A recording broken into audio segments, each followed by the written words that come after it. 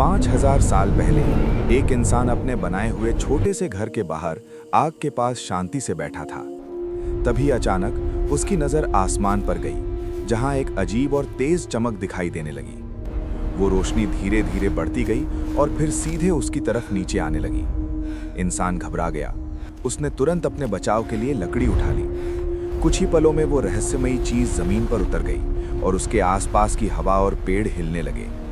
उस तेज रोशनी के अंदर से एक अजीब सा प्राणी बाहर निकला, जो पहले कभी नहीं देखा गया था। अब वो इंसान और वो एलियन पहली बार आमने सामने खड़े थे।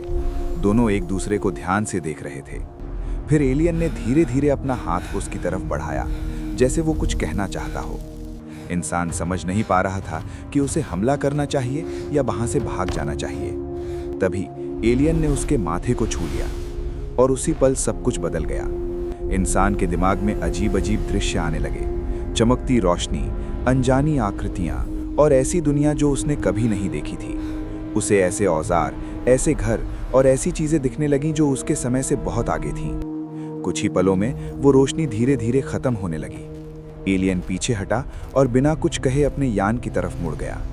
उसका यान फिर से चमकने लगा, जैसे अब वो इस दुनिया को छोड़ने वाला हो।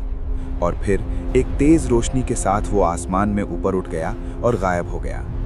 चारों तरफ फिर से वही सन्नाटा छा गया, जैसे वहां कुछ हुआ ही नहीं था। इंसान खड़ा रहा और अपने हाथों को देखने लगा, जैसे उसके अंदर कुछ बदल चुका हो।